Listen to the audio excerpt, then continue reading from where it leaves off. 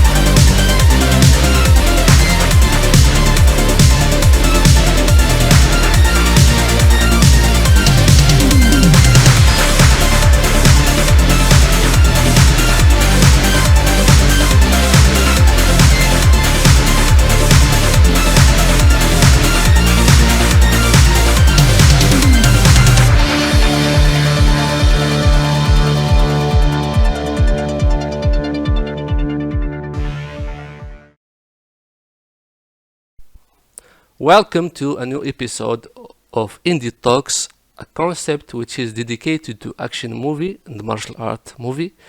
A concept in which movie makers, indie or mainstream martial artists or fight coordinators or anyone related to movie making to allow them to share their knowledge, experiences, passion and film culture. Today's I'm really thrilled to welcome a true icon of action cinema, also a martial art legend, Australian martial artist whose career has spanned continent and generations, from his legendary roles in Hollywood alongside Chuck Norris to his unforgettable work in Hong Kong with Jackie Chan, Sammo Hung, Yun Biao. He has become a name synonymous with intense action, incredible choreography, and martial arts mastery. A true pioneer of the genre. He is not only a master of the craft, but a true ambassador of the martial arts spirit. He's earned his place among the greats and continues to inspire both on and off the screen. I'm having the great honor to welcome Sir Richard Norton. Thank you, Tarek. Pleasure to be with you, my friend. It's been a great honor, sir. We all grew up watching your films and witnessing your mastery in martial art, watching your videos like little babies and trying to learn to, great inspiration for us.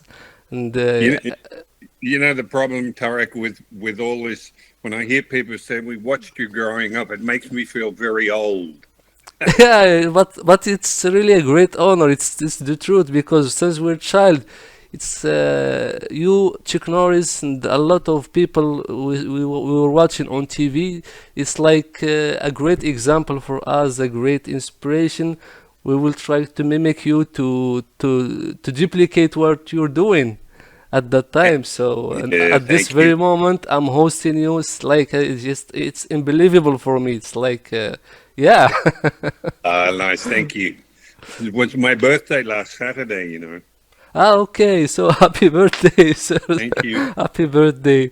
I hope you enjoy it, and I wish you all the best. And a lot of a lot of success in your life and family also. Yeah, So thank you. thank you, sir. So we start, of course, with the first question. I will take you to the very beginning. I know you were born in Melbourne, Australia, in 1950. How living in Australia and your environment contributed in shaping your path into martial art expertise? Oh, well, as far as martial arts in Australia, how it shaped my beginning was that we didn't really have a lot of martial arts when Ah, okay. I started. You know, as you've heard from other podcasts, I started judo when I was, I think, 11 years of age. So you're talking about 1960, 61, and there were very few martial arts schools around. Basically, judo was the martial art we were aware of most. Karate was around, but it wasn't widespread. Ah, okay. Yeah. So I started judo just as a result of a friend of mine doing judo classes, His dad used to drive us to judo a couple of times a week. And that was my introduction to martial arts. And later, of course, a few years later, I was introduced to karate, which is when I found my true love for martial arts. And it's a journey that started in 1961 with judo, 1965, 66 with karate.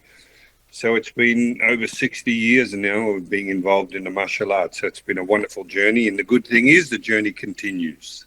Yeah, I'm glad. Yeah, you're still doing great. I have seen some of your recent training sessions and, of course, seminars.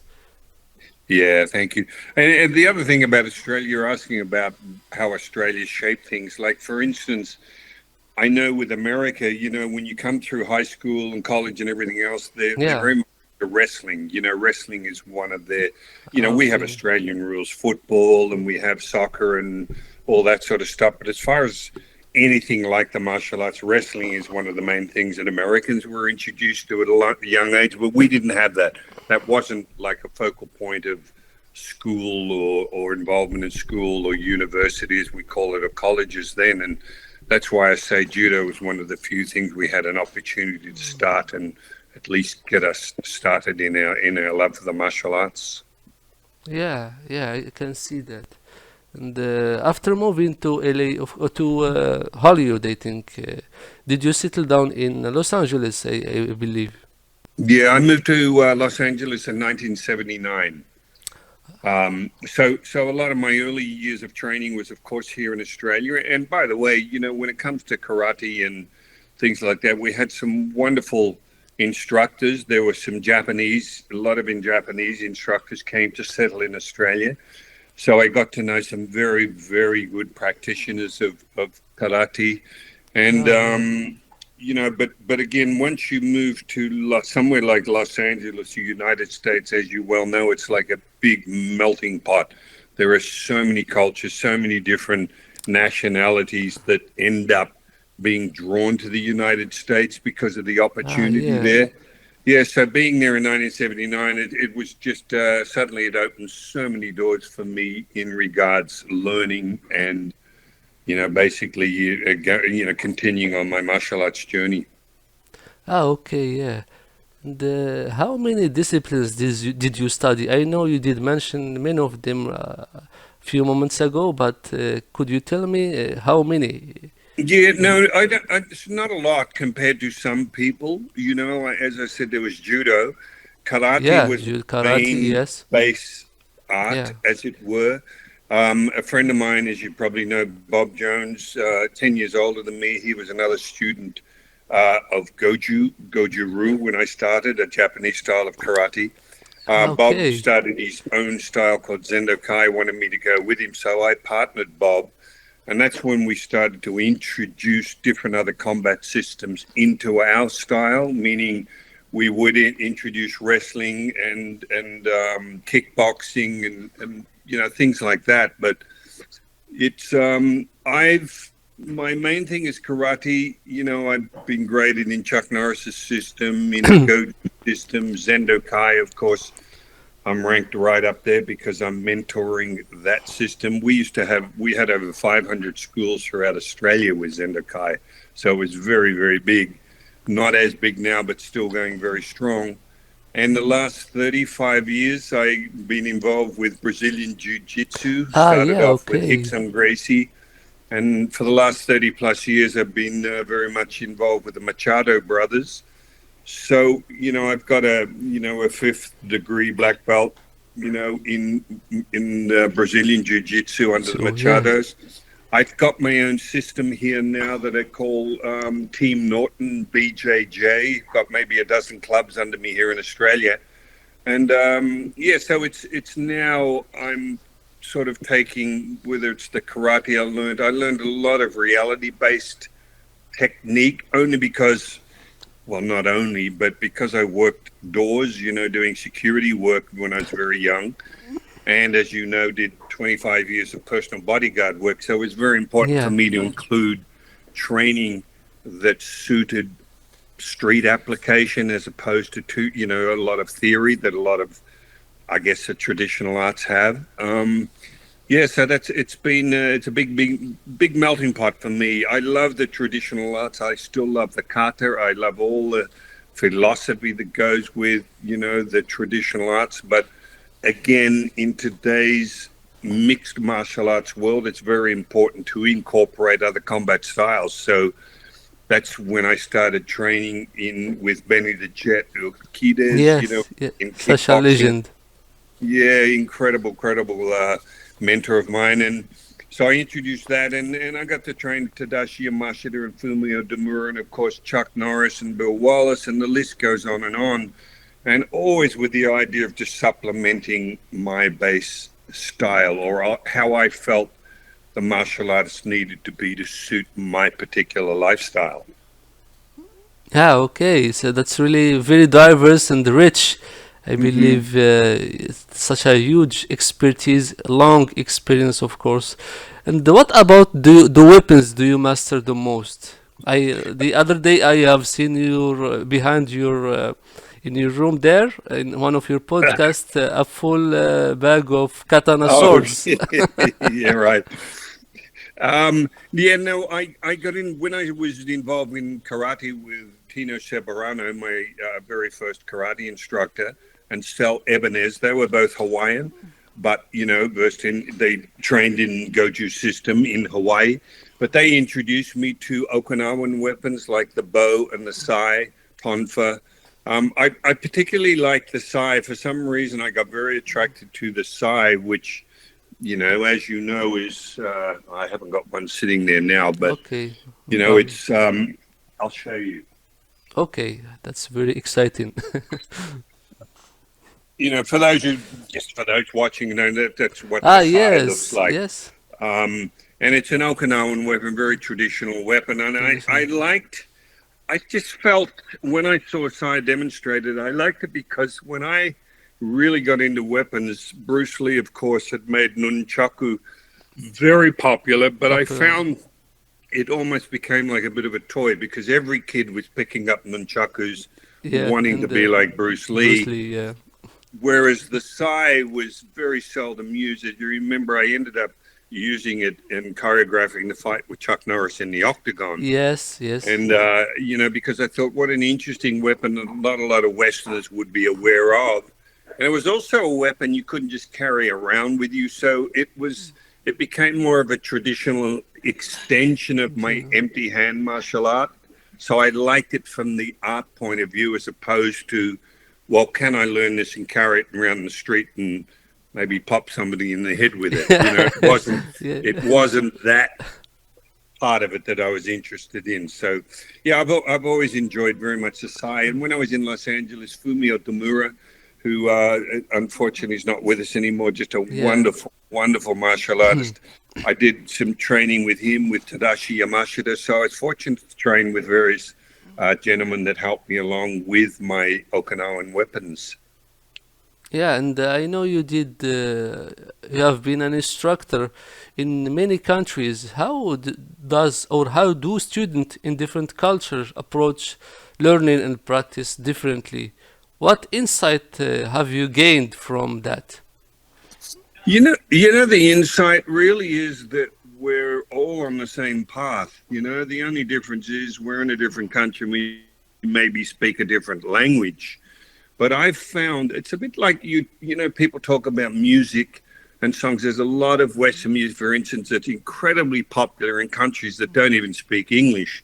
So the Yeah. through line is just a love for music. And I found the same thing with martial art. I could go and do a movie, for instance, in a different country. And when I came across martial artists, even though we couldn't necessarily converse every day because of the language barrier, the one thing I found that there was a mutual love for was martial arts.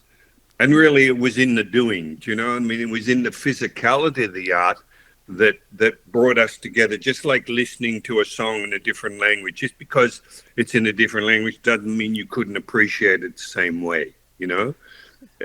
For instance, I was working in Lithuania for 4 years on a series. I was doing second unit directing and fight Ah, coordinating, okay. stunt Yeah. coordinating. And I remember that I had a stunt team of 12 people. 6 were Russian, 6 were Lithuanian. Hardly anything could speak English, but after 4 years, we were just like brothers, and sisters. And again, the common thread was our love for martial arts. They watched all the Hong Kong movies. They learned a lot of their stunt skills by watching Jackie Chan and people, the same as a lot of people in Australia and America did. And we just became so close. And again, just because they knew of my passion for martial arts, and I could see their passion for martial arts. So it's interesting. It kind of takes away, I don't want to say discrimination, but discriminatory sort of attitude of, well, you're not the same culture as me, or you're not the same race, or you're a different color. It didn't matter, because the basis of it, that we Yeah, were martial artists, and we just loved what we did, and we loved the idea of sharing our knowledge. And I think that's a wonderful thing. yeah, that's the true essence of martial art. If you see Bruce Lee when he went to the state to teach martial arts, a lot of Chinese masters opposed him and was really against his vision. So yeah, that's what I can Yeah, see well, here. and I think, as you know, there's a lot of cultural stuff to do with a lot of the arts, like, in Hong Kong and everything. A lot of the Chinese stylists, Wing Chun stylists and everything, they basically wanted to make sure they kept the art for the Chinese, and Okinawa was no different. I was in Ah, okay. Okinawa a few months ago. I went there as a bit of a bucket list trip, and they told me it was only really the last 8 years that they've opened up their Okay, yeah, training to training. Westerners in any sort of a big way. And they realized that a lot of the masters were getting so much older and were, probably not going to be around for so much longer. And they realized it was so important to be able to spread the beauty of their art Yeah, outside of their own culture, yeah, Excuse me. And they, no and they problem. realized that Westerners had just as much passion, for their arts as they did. And so I think the Chinese arts were the same. They realized, look, it's a big world. We're all big one family when it all gets down to it, So why not, spread the love, so to speak, of your particular art? Yeah, and of course I know you and Chuck Norris are having the longest friendship through many decades until this day. Chuck Norris was already a superstar back in the 70s when he did film Way of the Dragon, Hmm. co-starring Bruce Lee, and also Yes. he was a master in martial art. How did you meet Chuck Norris for the first time and when? Well, my partner Bob Jones, who I mentioned earlier, who I started the Zendo Kai style, which was their own sort of, again, expression of the martial arts we did. Bob Jones went over to Australia in 1970, invited him out to Australia to sort of do some demonstrations. Bob basically introduced kickboxing into Australia, and we were having some events in the different states in our country. So Chuck came out to Australia. I demonstrated my bow and sai weapons and Ah, katana, okay. a few things, and Chuck was demonstrating what was then Tang Sudo, later became Chun Kuk Do, and later became Chuck Norris System. But anyway, he was demonstrating his particular style, and as a result, we just became very, very close friends. And as I've said many times, when he left Australia in '78, he said, "Look, if you ever make it out to America, make sure you give me a call. It'd be great to do some training together." And that's exactly what happened. I didn't think I would end up in America, but a year later, due to bodyguard work with Ah, Linda yeah. Ronstadt and James Taylor, I ended up in Los Angeles, gave Chuck a call, started training with him every morning at his house. And that's what started the friendship that lasts today. And I think everybody knows Chuck was best man at my wedding to my wife, Ah, Judy. We've been okay. together 38 years. So that's a nice thing. And we went and stayed with Chuck a little while back in Hawaii. We're going to go again very early in the year now and spend some more time with Chuck and his wife, Gina, because Chuck's been such a special friend to me. He started my career in the movies. in the US and opened so many doors for me to sort of get to where I Yeah. am today, and also introduced me to a lot of martial artists that I would never have been able to meet had I just been Richard Norton going to America. But because Chuck introduced me to Benny the Jet Urquidez and Fumio Demura and people like that, immediately they sort of opened their doors to me because of their respect for Chuck. So again, I got a lot to be thankful for with Chuck, mainly because again he's just been such a terrific friend.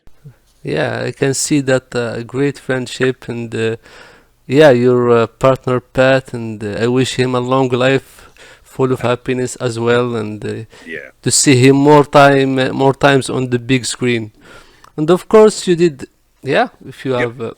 No. I was going to say, and what I want people to appreciate with, I put Benny Urquidez, Benny the Jet in the same sort of category, Fumio Dumur and Chuck. The great thing about having access to terrific people like this is the fact that they are real role models. I mean, when I look Ah, at them yeah. as martial artists, their eagerness to always be a student, to always be open to learning something new, to always be searching for a way to be better at whatever it is they do. That helped me a lot too with my attitude, because you got to remember back when I started martial arts, you wouldn't be, you're too young to remember this, but a lot of the arts were very much what I call with blinkers on. If you did Shotokan, that's all you did. You didn't cross train with kickboxing, or you didn't do wrestling. You just focused on that, or you focused on Goju, or you focused on judo. But as you know, with mixed martial arts, it's a different environment now, and I just think these people help me to be very open minded to the idea that yes, you can say you're a kind of a master. I don't like the word master, because to me, mastery says that you kind of know it all, and now where do I go with it? I would prefer to always think of myself as a student with something new to learn every day. And Yes, again, that's that's what I true. learned from some of these people like Chuck that I trained with. So it's another thing I'm very thankful for having some really good mentors and some good guides. Yeah, and I know you did train together a lot of discipline. Which one did you focus more together on to try to develop you and Chick Norris? Well, I basically, when I trained with Chuck, I did what Chuck does. You know what I Ah, mean? I okay. would go to his house, and he was, again, it was Tang Sudo, which is a Korean martial art. Same as Taekwondo, and again, there's various names, but it was very much a kicking style.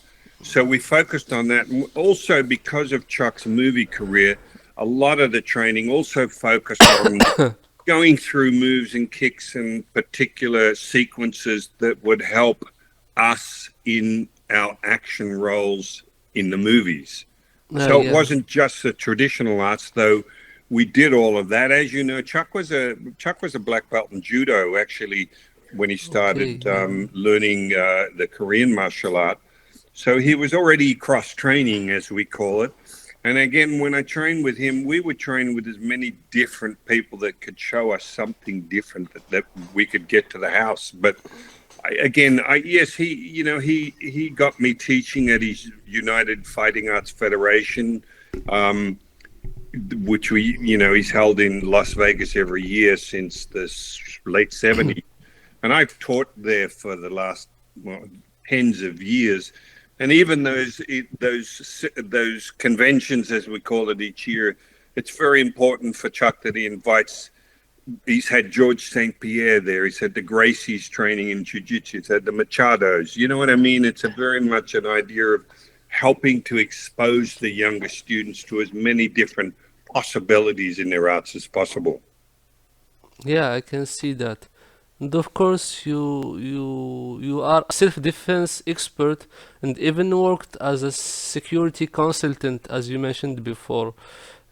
Before getting to movie business, of course. How did you approach that job? Well, I started that through, again, my partner, Bob Jones. Bob, when I started with Bob, he had already was running a security business in Melbourne. We used to do like the door work and security work for a lot of the clubs here in Melbourne, pubs and discotheques, as we called them way Yeah, back then. That's how yeah, old I am. We remember discos. Um, so and again, so Zendakai was part of the difference with Zendakai from the traditional arts was again we would incorporate boxing and wrestling. In other words, techniques we felt would save our lives on the street should that become necessary. Um, so I had a reason to sort of understand that side of the arts, and I'm not putting arts down. And when I say that, even jujitsu, if you look at jujitsu, a lot of the conversation that someone like Hickson Gracie would have with modern jiu-jitsu is that it's become more of a sport than what the Gracies originally want to introduce. I mean, the Gracie jiu-jitsu started with basically having a system that would work with somebody trying to punch you in the face. Whereas sport jiu-jitsu, there's no striking, there's throws and there's locks and everything else, submissions, but it didn't involve the street aspect of getting punched. And so karate, I think, is the same. There's a lot of theory in karate because it was based on combative systems that were introduced 100 years ago or whatever, 200 years ago. And the difference is that the environment that we're in now is very different. Like, for instance, in Melbourne, a lot of the violence at the moment is with young kids with machetes. I mean, they're just running amok with machetes in shopping Yeah. centers, So, on buses and everything else. So if you were to think of your traditional art, you've got to ask yourself, well, how effective is my traditional art in dealing with that situation? And I would argue you would have to add a lot of other aspects into a lot of the traditional arts to be able to handle a situation like that. In other words, it's not samurai on horseback or a samurai with a long sword trying to attack you, yeah. you know? So I think, as all the arts, your productivity environment, we had to modify, and that's what I did. I needed to modify what I did to make sure that when I was doing personal bodyguard work for David Bowie or Stevie Nicks or Linda Ronstadt or whatever, that I had the goods that I would need should I get fronted by one or two or three people backstage at a concert or at a local bar that I happened to take the artist to. And sometimes that was far more than, say, having a good knowledge of traditional kata, for instance. The Octagon was your first remarkable part in the movie alongside the legendary Chuck Norris. How did you get that part? Well, again, it just came from meeting Chuck in 78, going to the States in 79, starting to train with Chuck every morning. And when I started training with him, he was already in pre-production for the Octagon. In other words, they were planning this Yeah. upcoming movie, and they needed a bad guy. Keo was the character. I remember I wore the crimson headdress and everything else like this ninja enforcer. And Chuck immediately realized that I'd be perfect for that just because of being in Australia and seeing me demonstrate. He knew I could handle Okinawan weapons and everything else.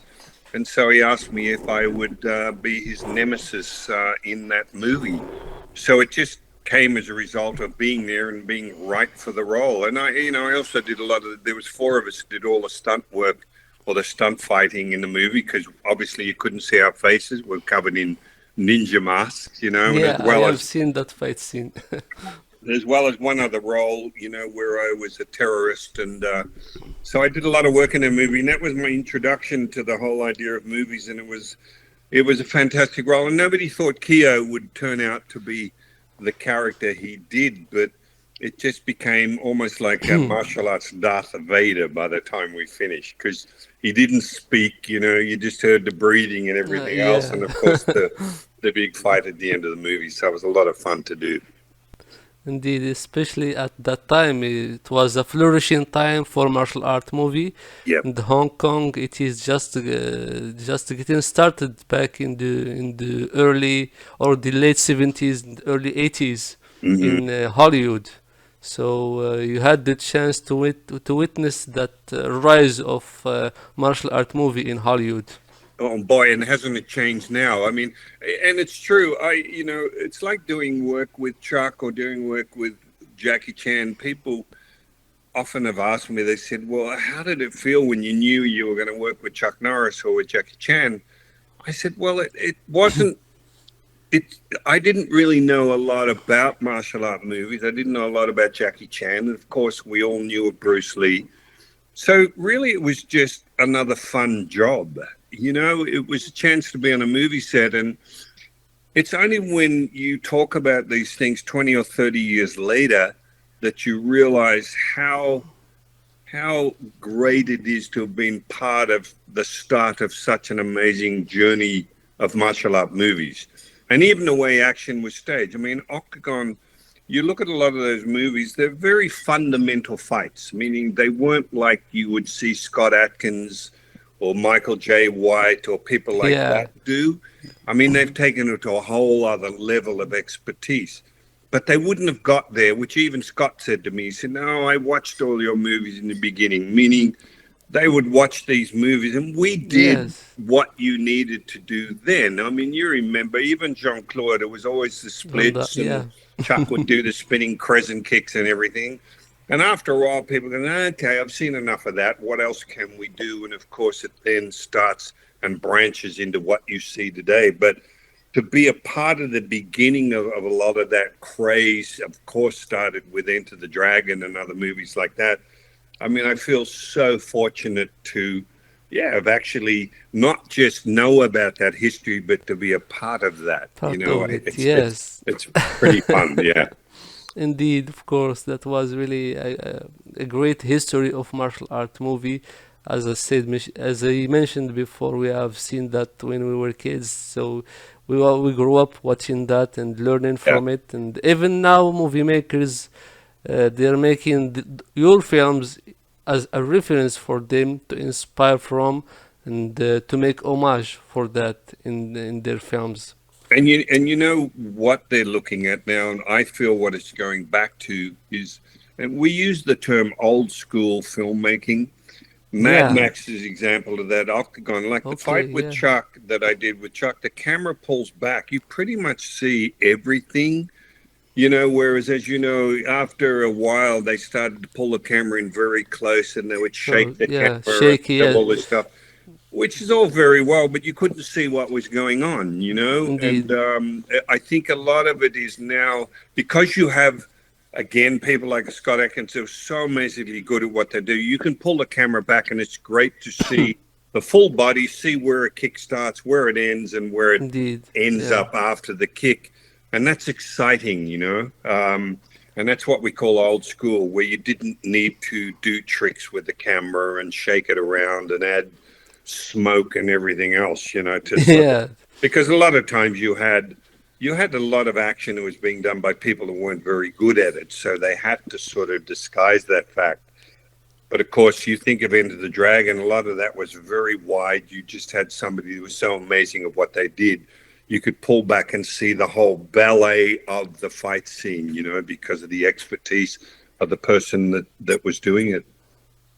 Yeah, that's the beauty about the old school Hong Kong cinema, 70s with Bruce Lee, 80s Jackie Chan, Samo, and that era. You can see everything going on. Hmm. Even Hong Kong now, the modern Hong Kong movies, the way of filmmaking has changed a lot. I don't know. What do you think about the change that happened in Hong Kong cinema? Yeah, listen, I don't know what I really think about it. What I do know is the problem you have with film and action in film, the same as storylines that you repeat over and over, is that you have to change because you can have somebody like, and I would use Steven Seagal as an example. When Steven did, Under Siege and those earlier movies, Nico Above the Law, Yeah, it nobody was had ever seen Aikido on film, right? Pretty much. And so it was indeed. so different that people are, oh my God, this is so fantastic. It was a change from a normal punching and kicking. But then cut to half a dozen films later, then people get bored. It doesn't mean that what Stephen was doing wasn't still great, but people started, the Yeah, audience go, okay, I've seen you do that. What else can you do? Jackie realized that as well. Jackie realized, and he said to me, he said, I can't keep doing the same things over and over. And again, it doesn't mean what he's doing isn't the same great stuff or the same great indeed. moves, But when you're sitting at home with a beer in your hand and some popcorn or whatever, it's about being entertained. And if you see the same thing over and over, Well, never, you will yeah. switch off, which is why the fight scenes have gone the way they've gone. They've just gone through the roof with creativity. Of course, special effects, CGI, and everything else helps that along, like all the Marvel films and everything. But honestly, in answer to your question, it's just plain boredom. People just get bored, and you've got to keep finding new ways to entertain that Ways. audience and get them to keep sort of focusing in on what you're doing. I would also argue the big difference nowadays is you've actually got to have a good story and you've got to have a good reason for the fights. Like when I was doing a lot of those movies in the 80s and 90s, it didn't really matter if you had a good story. It didn't even matter if you couldn't act. I mean, I'm being a bit harsh there. You'd still have to be able to sort of carry the character off. But it didn't matter. As long as you had half a dozen fights, people would buy it. Now it's different. You need a great character, arc or storyline. You need a great story. You need all of that. Indeed, yeah. And the action should almost be incidental to the film being good. And again, it's only because I keep saying it doesn't mean that what people are doing isn't good. It's just that you just got to come up with something different to keep those audiences bothering to pay that fee to watch that movie or go to the theater to watch that movie. You've just got to try and be different. And it's difficult because we've only got two arms and two legs after all, right? So Yeah. It's of course. how I many hope there will be no limits for that because if you can see the movements that they can do now, like Tony Jaa, Scott Adkins, all the acrobatics kicks, it's impossible for many martial artists to perform in movie. of course. So yeah, they come up with all that just as you said to come up with something new. Yeah, which has got to be the story and the character that people have got to be hooked in by, and then they'll be okay with it. Some of like City Hunter, some of the movies I did with Jackie, there's not really much of a story. It's really about all the fight scenes. People didn't really Indeed. care whether there was drama in it, and there was a story, but you know what I'm saying. It's not like what How an it used A-grade to be movie back because in the people didn't days. care. You'd have 10-minute long fight scenes, and that's why the kids Yeah. tuned into it. Yeah. It's not even boring to watch because when our young ages we used to watch that without any problem, enjoy it to the fullest, of course. Hmm. And of course, right after your beginning in movie career in America, Hmm. doing several films, you've been called to Hong Kong to shoot Twinkle Twinkle Lucky Stars in I think 84 with Correct. Jackie Chan, Sammo Hung. How did you make that transition from Hollywood to Hong Kong? It was a hard transition. I got that role through Pat Johnson. Pat Johnson used to be a partner of Chuck Norris, a very good Yeah, martial yeah, artist. Pat worked with Jackie Chan on Rumble in the Bronx, one of his first American movies. yeah. And Pat was the ones that suggested to Jackie that I might be somebody good for him to use as a bad guy in one of his movies. So that's how that came about. Um, so in 1984, I find myself flying to Hong Kong. And again, I've said this many times. I say it again. It was such an eye-opening experience because it was so different to anything I'd experienced already in America doing movies. In that there's very little story or script. Any script was in Mandarin or Cantonese.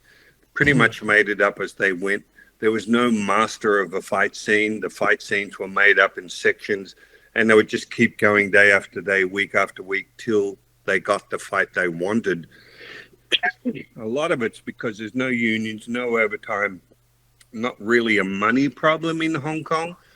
Meaning that, if you took that long to do a fight scene in America, you'd be fired after the first 2 days because of the cost of paying for Yeah. actors, for stunt people and everything else, and all the rest of the business. But in Hong Kong, they didn't have that sort of an issue. But so it was very free. Hong Kong was very different. And again, the hours, as you've heard me say a lot also, it wasn't 8 or 10 hour days. You would go 10, 16, 18 hours a day.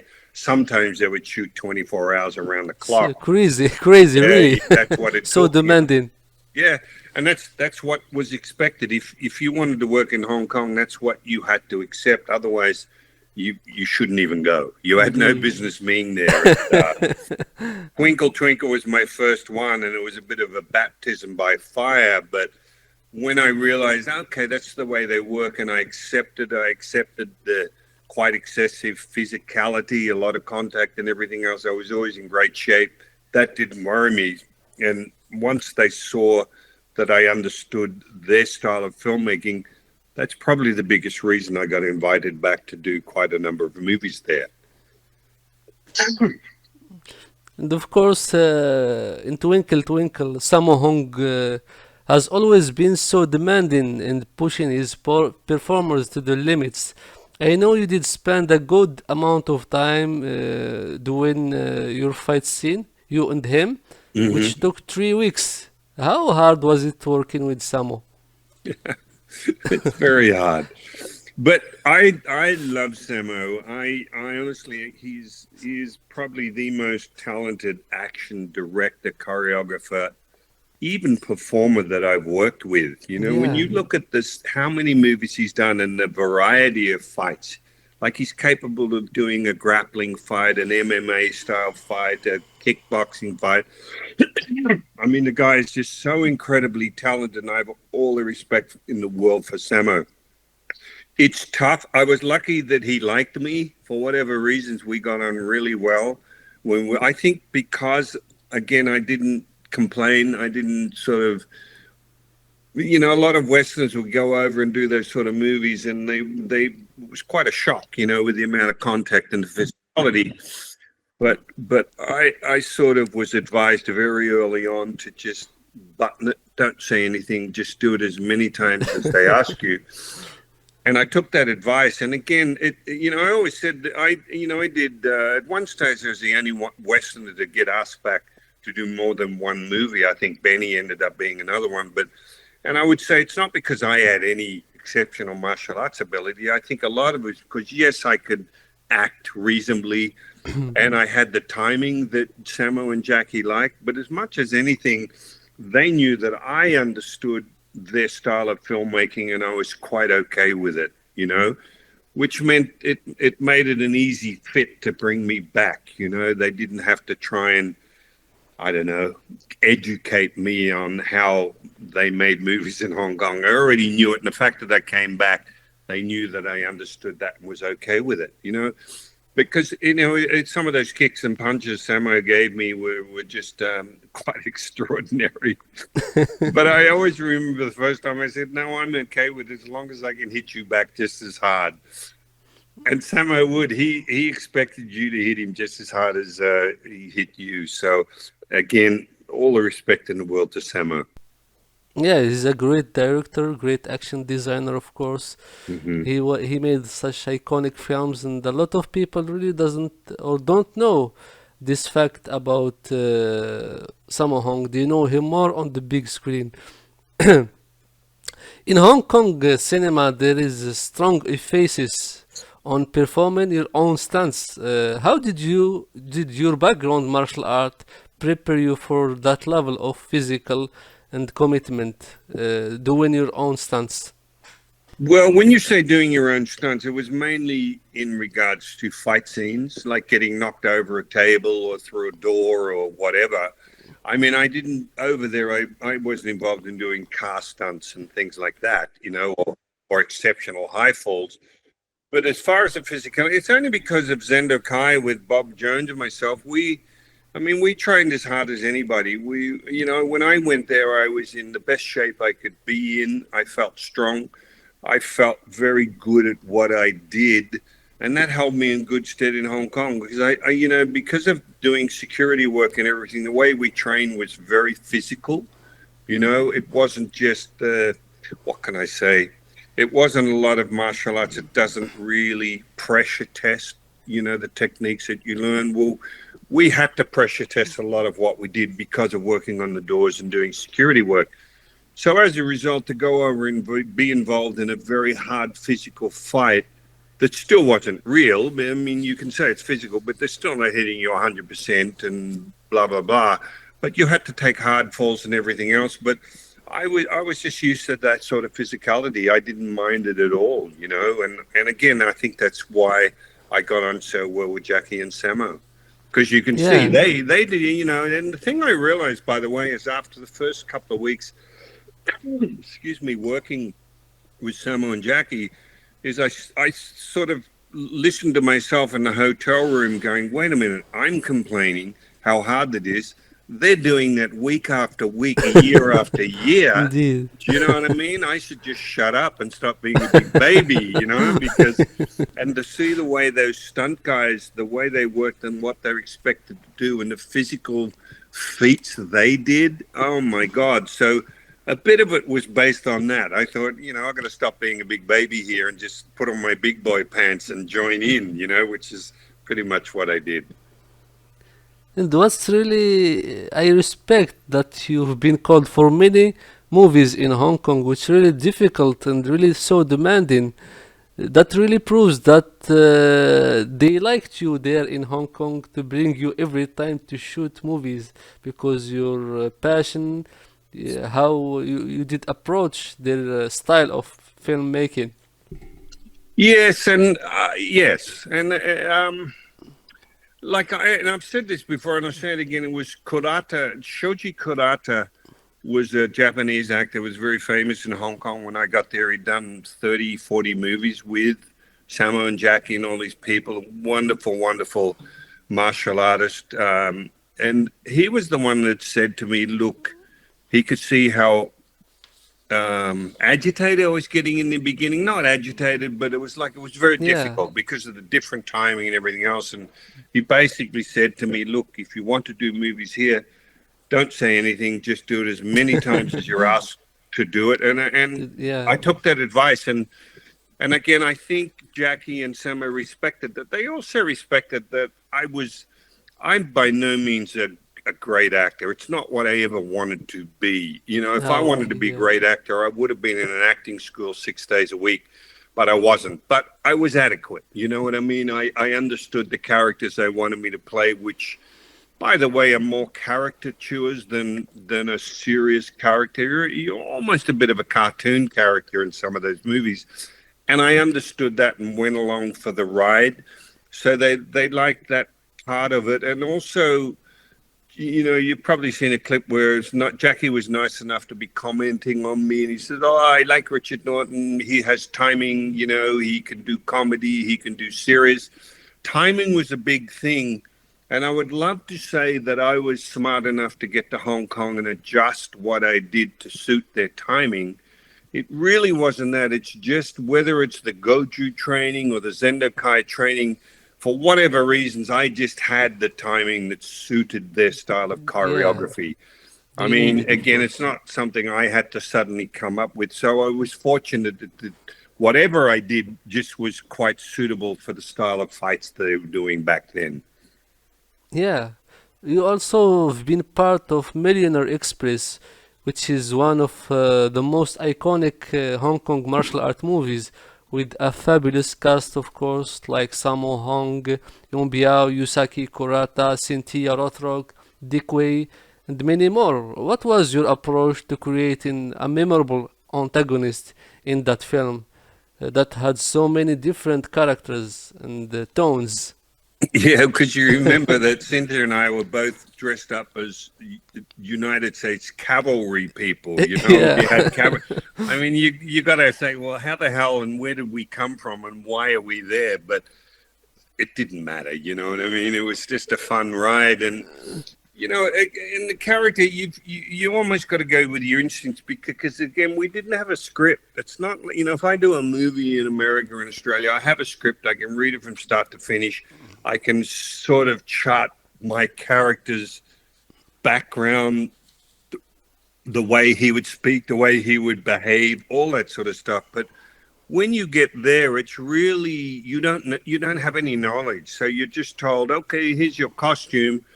And you just have to go by your gut. You go by your instincts and you create a Yeah. character according to that. And again, I would just have fun with it. You know, I mean, again, how would I know what it was like to be a cavalry person 150 years ago, like they had in the old West in the US. It Yeah. was it was just something very different. But again, we just went around for the ride. And of course, in that case, Samo's directing, so they would pretty much just show you or tell you on the spot the type of things they wanted you to do. So a lot of it wasn't left to you particularly anyway. Samo or Jackie would already have a good idea of what type of character they wanted you to portray. So you just also had to be very good at following direction. And Yeah. again, the thrill for me was that because you mentioned Kurata. He was in that, and I got to fight him again. And we were on the same team in Twinkle Twinkle Lucky Stars. Do you remember? But Karata was the one using Yeah. the eye, in that film. Yeah, I do really. So we got to fight each other, which was fantastic. And there was some really wonderful martial artists in that. You mentioned D Wei was another one, and Yin Bill. These people just phenomenal Mm. performance. As people always know Jackie Chan, of course, and Samo, but Yin Bill and some of these people were just Andy Lau, who came on later, who I did Magic Crystal with. Yes, Some of yeah. these people became stars in their own right. They are really incredible, of course, and masters of the craft. I know you had a bad leg injury during the shooting of Millionaire Express. What did exactly happen? That's funny, you know that. Well, what happened was we were shooting the movie and there was a bit of downtime. I had to go to the Philippines and do another movie that I was doing lead in. And in the Philippines, I used to do a lot of movies that were very much like Mad Max movies. So it involved running around in rock quarries and, shooting people, doing a lot. Anyway, I got a very bad sort of cut on my knees and I ended up getting a staph infection.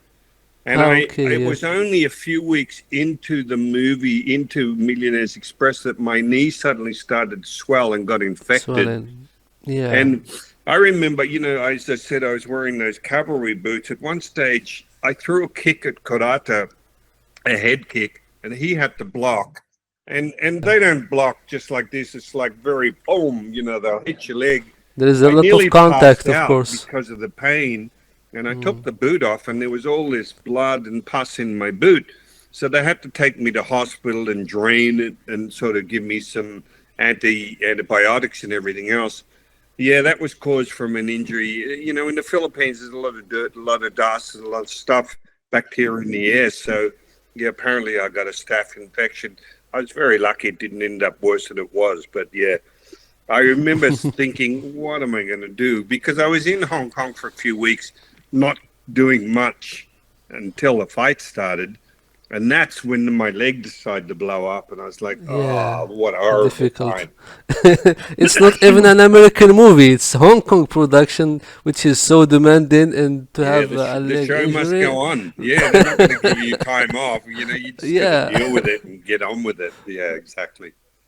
Of course, you've been part of Magic Crystal alongside Cynthia Rothrock and Andy Lau. It was a Hong Kong classic, of course. How was it like being starring you both as two Western performers, actors in a Hong Kong film? Yeah, same thing. Well, at least we were used to it by then. I think that's the first time I worked with Cynthia, but I knew of Cynthia because she was doing another film in Hong Kong, but I hadn't met her. But we got cast in that movie together, and to be able to do fight scenes with her and a few of the others. Andy Lau, that I think that was his first movie after doing television. He was just really Yeah, getting started, and of course, as you know, he became as big as Jackie Chan later on. But the choreographer in that was fantastic, because you remember I did a fight in that with Cynthia and Andy using the sai, and that just became because the choreographer asked me if I could use any weapons, and I said, oh well, actually, it'd be fun to be able to use the sai because I used them in Octagon, and he was just talented enough to choreograph that whole fight using the sai against Andy and Cynthia. So that was a thrill for me because again, the Hong Kong choreographers, they're better than anybody. Do you know what I mean? When they put a fight together, it might be a little bit unbelievable, but it's always going to be an incredible sort of sequence to watch. So, it was a lot of fun. The only downside, I remember doing the fight with Cynthia, that we'd been shooting 16 hours a day. Yeah, And that's I always say, you get so tired, and I think I'm ducking, and she thinks she's hitting in the right place. She hit me in the head with a sword, and it cut my eye, and they took me to hospital. I had to get 8 stitches in my eye. It just yeah. missed my actual eye, but it was cut me through here. But same thing, no anesthetic. They put 8 stitches, and I'm back in the set in a few hours and continuing on with the fight, because that's what you do in Hong Kong. That's really crazy. Yeah, yeah, yeah. But I Yeah, love the fight scenes in Magic Crystal. I think they're some of the best I've ever done. And again, thanks to the choreographers, the choreographer who went on, forgive me for not remembering his name, but he went on to do a lot of really, really yeah. good movies. He was very, very talented. I really liked the frames they used in the fight scene with Cynthia. Also, the camera movements really so dynamic that really you can see everything going on, and it's dynamic in the same time. Yeah, Really, no, that's what's beautiful about Hong Kong movies. well, and a lot of the way they do it is they keep moving the camera rather than leaving it and doing a master, meaning a whole start to finish of the fight and then going in to get coverage. You would do a few moves and then they move the camera, and that's the way they create sort of, I don't know, again, a lot of drama within the fight. Move the Yeah, camera, put it higher, put it lower, put it here. Of course, get some inserts. And Wong Jing was the director of that. Wong Jing directed City Hunter. He was the one that directed Magic Crystal, and he was just very, very creative with his use of camera. And of course, you've also know that in Hong Kong, what's different to America is that whoever the main unit director is and directs a lot of the drama usually doesn't have anything to do with the fights. The fight coordinator is the one that ends up directing the fight scenes because they're the ones that choreograph it. So they're the ones that know how they want to shoot it. So a lot of times, even someone like Wong Jing won't even be there. He will leave it to the action director to film it all, which I think is very smart. yeah, and that's really great. And I know you've been part of several Jackie Chan films, which really was some really pretty good classics, which is City Hunter and yeah, and Mr. Nice Guy. City Hunter was absolutely a classic merging comedy with some serious action. You were the main villain in the movie. The final scene in which you took part. That fight scene took like 6 weeks to shoot for 9 minutes long scene. How demanding was it, and how did you shoot that? Well, again, yes, it 6.5 weeks it took to shoot. Now, of course, they're shooting some other things around it, but because again, there's no real time limit with Jackie. When Jackie makes a film, he can do whatever the hell he wants. He can Yeah, take a week or he can take a year, and that's the way it is because he's the boss. And of course, Samo. But in this case it was Samo and Wong Ching, so they're able to take as long as they take to get the fight scene they want. And again, as you've read, they would shoot 16 hours, 18 hours, and the fights are pretty much made up as you go, and you'll do 10, 20, 30 takes. You'll do as many takes as it takes to get the actual sequence that the director is happy with. That's why the fights are so good, as I said, because they prioritize the action. They know that the kids want to see the action. They don't want to see talking heads and a whole yeah, lot of indeed. drama. So they put all the effort and time into making the fights phenomenal. And as you probably read, City Hunter was a bit of a departure for Jackie. That movie, he told me, was for a much younger audience than he normally has.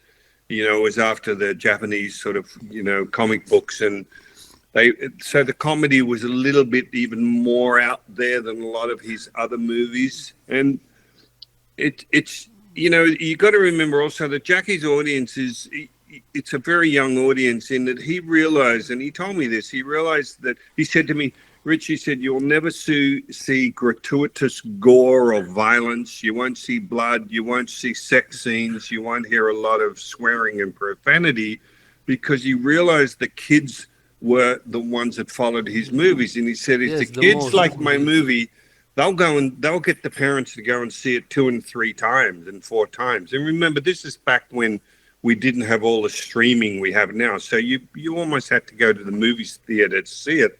So he was smart enough to know who his film should appeal to. So you get City Hunter that was very comedic and quite funny and very out there, almost like watching like the Three Stooges or Laurel and Hardy, or you know what I mean? It was that Yeah. kind of silent action that Jackie realized also worked because Jackie had every silent movie you could name, from Buster Keaton to Charlie Chaplin to Three Stooges.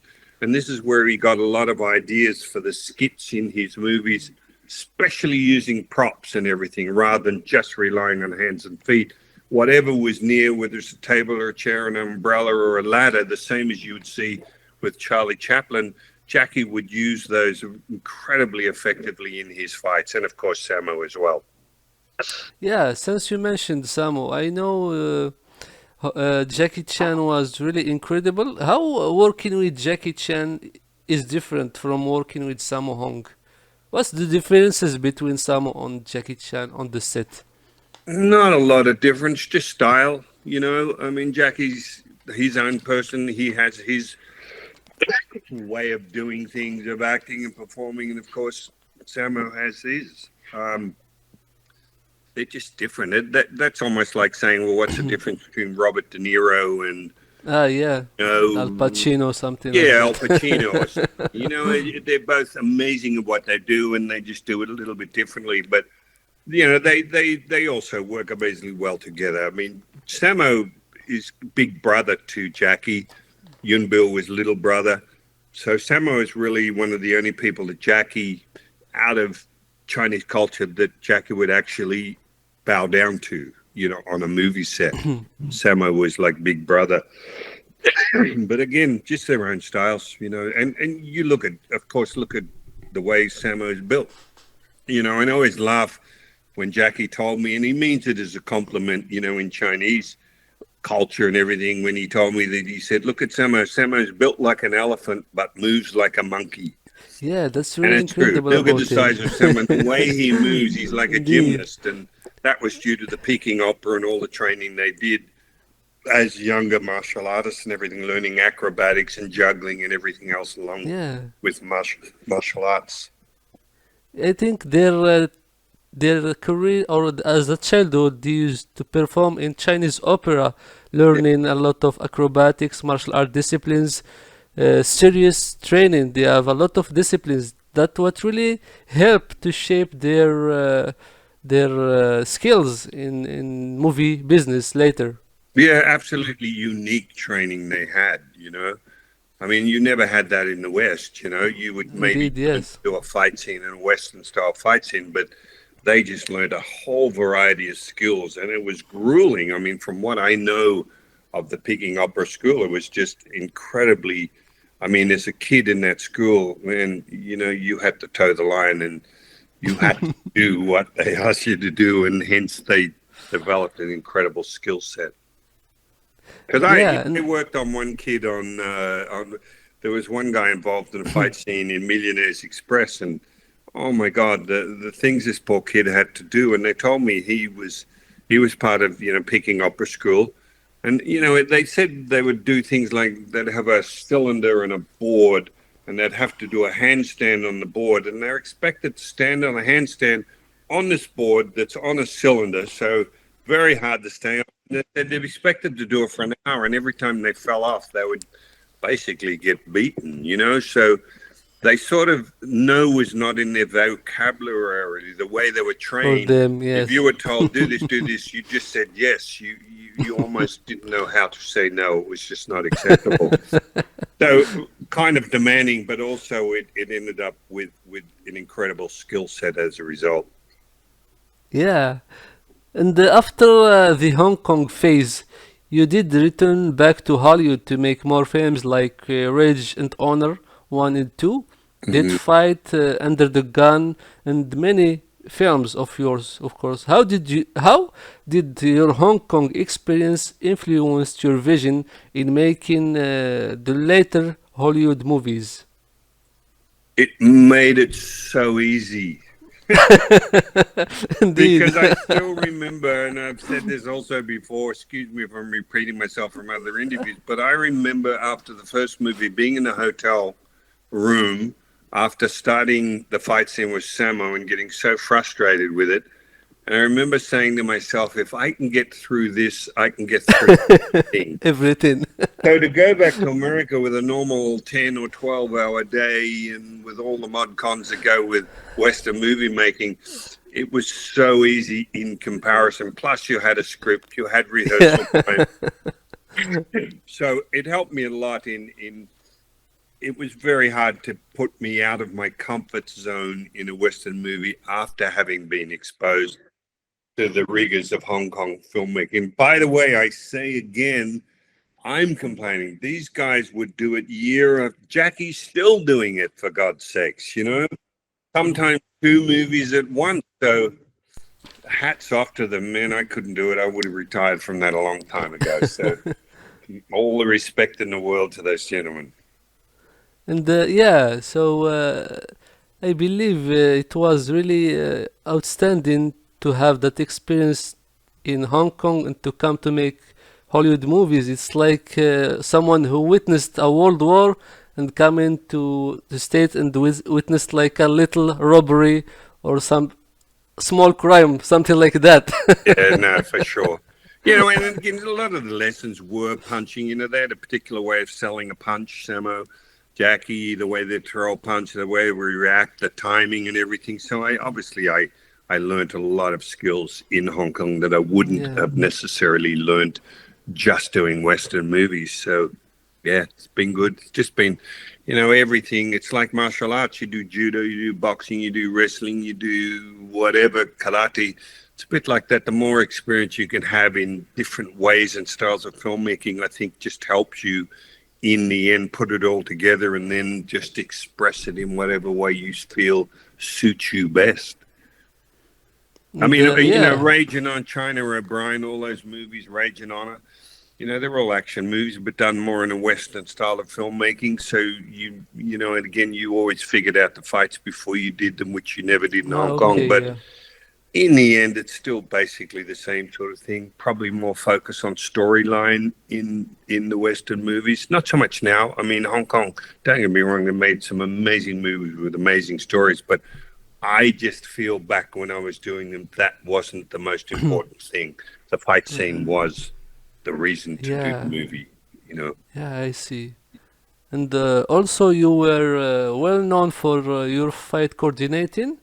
You took part in many Hollywood movies like Mad Max Fury Road, The Condemned, Suicide Squad, and many huge production. How did you approach this kind of work regarding your long experience and accumulation in martial art and movie business? Well, you know, that really came about just because most of the movies, whether it's Hong Kong and a lot of the early action films, we didn't have stunt doubles. You know, you Ah, basically did it all yeah. yourself. Yeah. So you learned about fighting, you learned about choreography because I was around some amazing choreographers, of course. So that helped me with putting fight scenes together for Western movies because I understood camera, where to put the camera, you know, the best angle to get a hit, the best way to get reactions. It also helped me a lot that I could help train actors. You know, when you're doing fight coordinating, my job is to train the actors as well as help come up with the choreography for the fights and then to be at the camera and make sure that the actor looks the best they can be. So having done all of that, having acted, albeit in lower budget movies, you know, but I still understood what the actor's job was, what the fighter's job was, what the choreographer's job was. Yeah. Having done all of that made it a lot easier for me to fit into that role. So to get someone like Scarlett Johansson or Margot Robbie or Will Smith, the biggest thing I would bring, I feel, was understanding the story of a fight, understanding that it wasn't just about the punches and kicks, but it was all about what was happening in between the action, meaning the emotion. Why did the fight start? What were you feeling as the character in the middle of the fight, toward the end of the fight? Meaning it's not just about just throwing kicks and punches. If you were getting hit, if you were hitting somebody, there was an emotional journey attached to all of that. And having played characters like that, I think I was very helpful in getting them to understand that drama was just important in the middle of a fight scene as it was in the middle of a dialogue scene. And they could tell that they understood their craft and what they needed. So it was just a good fit, and I enjoyed it. I've been very fortunate to work with some amazing actors. And, the one thing I love about that job is when I get a Scarlett Johansson or Margot Robbie or whoever it might be, and to see their level of commitment, which I've often said, Yeah. I say to people, it's no secret why they have such amazing careers, because they turn up every day and every night for rehearsal, and they will work so hard to be the best they can be for that particular character. And then those people don't just sleepwalk their way through a role. It's so important to them to be good. So if you're teaching them firearms or how to react to a punch or whatever, you will get 100% commitment from them. And that's always exciting for me, especially as a teacher in martial arts. As you know, if you're a teacher and you get a student that's very passionate and it just shows such an eagerness to learn, then you will give them far more than you would give somebody that seems a little bit disinterested in what you have to offer. And as a martial artist, or as modern martial art movies become more sophisticated, how do you think they should portray the true essence of martial art rather than cool factor? I mean, a lot of people see movies as a cool stuff, but they don't see the true essence of those films. Yeah, look, that's a difficult one. It gets down to the script and the story that the movie is based on. Meaning, movies are still about entertainment. It's not real. Unless it's a documentary, it's a fictional story about fictional characters with fictional Yeah. abilities. If it's a Marvel film, then people are expected to do ridiculous physical stunts, with special effects and wires and everything. You look at somebody, even like Jackie's done with the Karate Kid, that's a whole different thing. That's a martial arts story. So you have a chance to really tell a lot of the story of what it is to be a traditional martial artist, with all the values and the code of Bushido, with honor and integrity and everything that goes with that, and discipline. But if you're doing a film like Beekeeper, with Jason Statham, you don't Yeah. have time to get into the history of all that goes with being basically a lifetime martial artist. There, you're just a person that's a government operative that's got the combat skills to get the job done in the real world. Do you know what I'm saying? So it's got to depend on the character you're playing in the story. I mean, you couldn't do Jason Bourne and have him suddenly doing a kata and being all involved, in the spiritual aspects of martial arts. Even though one would argue for him to have the skills he had, he probably that character would have had to have also been, versed in that. But it would be boring for the story and it wouldn't fit, is what I'm saying, So we've done a few movies where we've had a chance to actually show the spiritual and that side of the martial arts. But again, it's not up to us. When you sign on, you've got a script. You've just got to follow the script, and the director will basically guide you in the way you go. Yeah, yeah, I can see that. Thank you for explaining that more. And of course, what legacy do you have, Richard? What legacy do you have to leave in the martial art and entertainment community? And how would you like to be remembered by those who have studied under you or watched your films?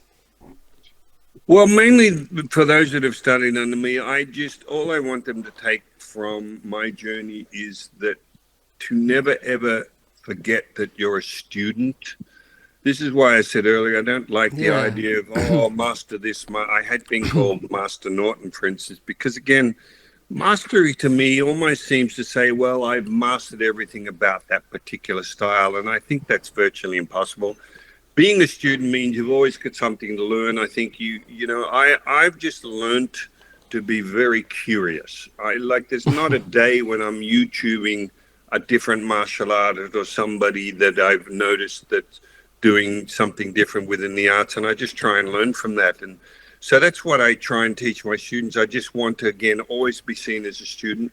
I'm by no means, people always will get online and they'll compare. They'll compare, well, is Michael J. White as good as Bruce Lee, or was Chuck Norris, could he have beaten that one? That just drives me nuts, Just be the best version of you. That's all You, I'm trying yeah. to be, is be the best version of me. I can't kick like Scott Atkins or any of those, but I never could, never will be able to. But who cares? It doesn't really matter. I get opportunities to sort of be on film or to do what I do or to teach class. Then I've just got to do the best I can do. And all I can do is teach the arts the way I feel they should be expressed, which will be different from the next person, which is completely okay. I'm finding as I get older that age is very freeing. And I love the fact that I no longer feel I have to be the fastest or the Yeah. strongest or whatever. You don't think about too much restrictions anymore. Yeah, just do what you do and be the best. Yeah. And I'd finish that by saying I was really struck in Okinawa with a master. One of the masters we trained with at a traditional school was demonstrating kata. He's 83 years of age. His kata looks like an 83-year-old, albeit a good one, Ah, but it's yeah. not like a 20-year-old. But I was struck by the fact that he didn't care. He didn't care that you were looking at him going, "Oh, well, he doesn't move like a 30-year-old," or being judged. He was just Mm. doing what he does, and I thought that was incredibly freeing, where martial arts has always been about sort of the ego and suppressing and controlling the ego. And I that made me think a lot after seeing this gentleman, that it really, yes, you should strive to be the best you can be. But if you're always comparing yourself with somebody else, you're either going to be disappointed or you're going to get an ego and think you're better than you really are. So I think, just every day, be curious, try and learn something new every day. Never accept mediocrity. Like Yeah. mediocrity pervades this whole world. People are happy to be just okay. Well, I'm okay at this. I'm not great, but I'm as Yeah. good, and I'm better than this one. I think that's not a good mindset to have. I mean, at least strive for excellence. I would always argue excellence is unattainable, but the journey toward it is not. Just keep striving for that until the day you leave the planet. And if you can do that, then I think it's going to be a fascinating journey, and that's pretty much what I'm trying to do. Yeah, really is inspiring and insightful, and I hope the young people who watch this really take yeah, much of your philosophy and advices. And the last thing I want to say, Terry, is just understand, young. I've always said that. Thank God I found martial arts when I was 11 years of age, and I sort of geared my whole life around that journey, which meant I had a reason not to smoke, not to drink. I fast a lot. I do Wim Hof breathing. I take cold showers. I do a lot of things to keep my health as a result of just wanting to be a good martial artist. Not the best, Yeah. not the worst, just be a good martial artist. And it's very important that kids take on something, a passion physically, that will help them mitigate the ravages of aging. Because I was 75 in January, but I'm still teaching. I'm still doing seminars. I'm still fit and healthy. But I would say to people, that shit doesn't happen by accident. You know what I mean? You can help, again, mitigate what's going to inevitably come with aging, whether it's stiff muscles, weakness. I lift weights every day. I'm still very involved in all that stuff. And again, yes, I'm not the best specimen, but I'm not the worst, And again, I'm just trying to be the best I can be. And all I could say to the young ones, Don't wait till you're an age where all these physical problems have kicked in and then start to wish you'd been a little bit more careful about how you lived your Ah, life in the way yes, of yes. physicality and diet and everything else. Just start now No, because you yeah. will love it. Because you can be on the best mountaintop in the best field, you can be out in nature. If you don't have your health, it won't mean anything to you, you know? Yes, indeed, yeah. Mm. It's important. And of course, let me ask you about your personal side. What does family mean to you? Well, a family is my wife, Judy. We've been together 38 years now.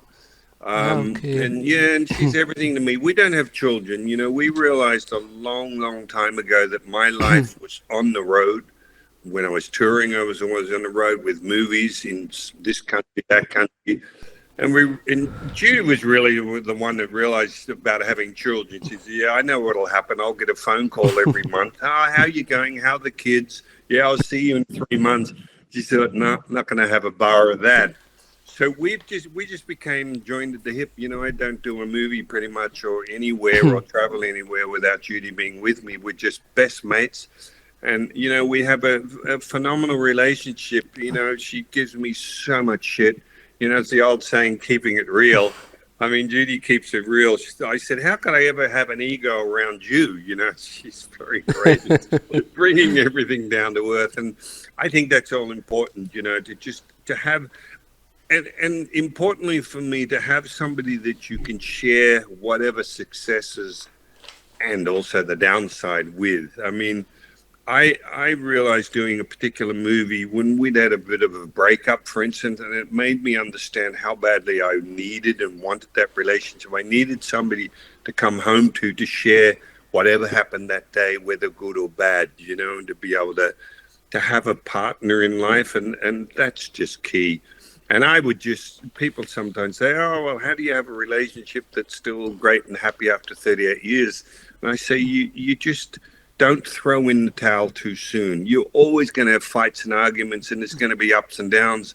But the more you resolve to just get through it and learn from it and learn the buttons you can press or decide not to, it's going to be an incredible journey, But people just give up too easily. Like my mum and dad, they were old stock, my mum and dad have long since passed, but you just didn't. At least my memory is you just didn't give up. If you were married, then you would stick it out. Of course, there were divorces Yeah. and stuff, but not like today where it's so easy to, oh, well, I'm over it. I'm out of here. You can have the house and I'll go and get a new younger partner or something.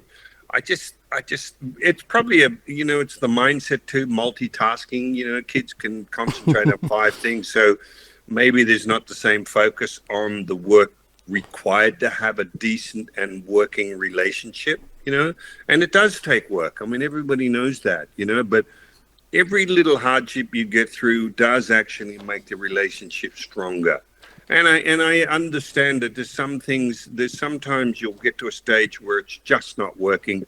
Both people are so unhappy that it makes sense to go different ways, because why would you suffer?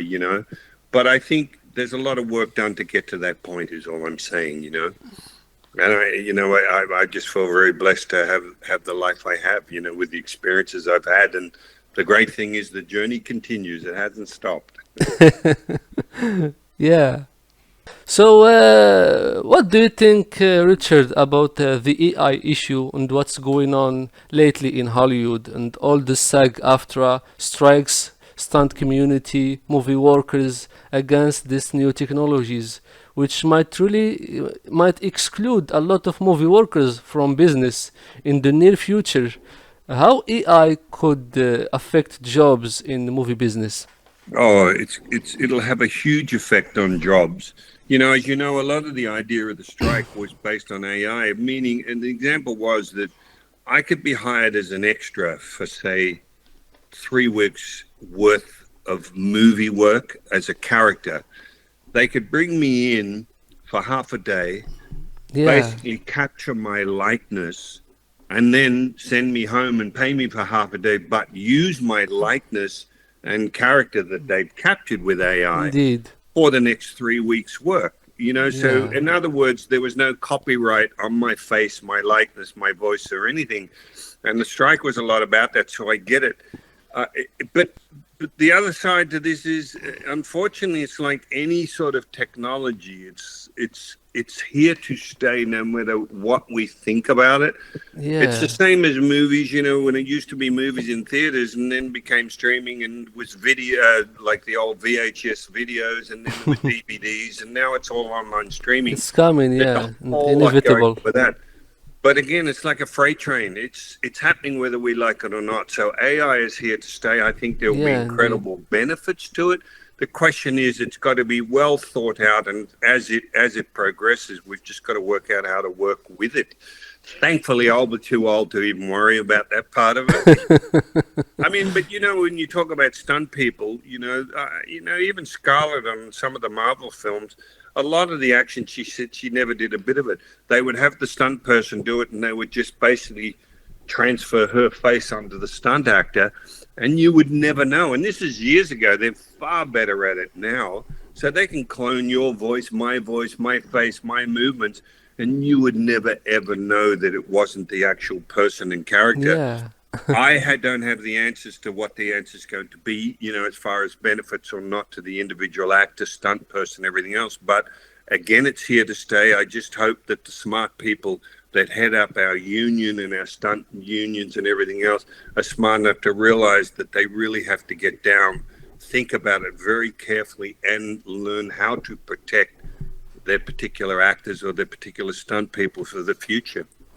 But again, it's coming no matter what. It's Yeah, here. it's inevitable, of course, and it's like a wave, like a tsunami, which Yeah. is yeah, and people have to deal really with it and find ways to handle that, of Well, and course. like, with AI, the AI writes better script than a lot of actual people write now. They get a Yeah, theme and a few ideas, and off they go. So, and of course, you look at it from the producer's point of view. It's cheaper for them. They don't have to pay somebody for weeks and months to write something. indeed. They can get AI do it.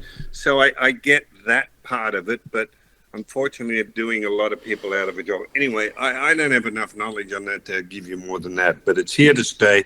We just got to learn how to make it work and make it suitable for everybody involved. Yeah, that's really, yeah, I see. Your long journey was full of achievements. We've been in a lot of practice, takes, processing, training, even failure, repetitions. This diverse journey made you what you are now. What advices do you have for beginners or anyone desire to get involved in martial arts or in movie business?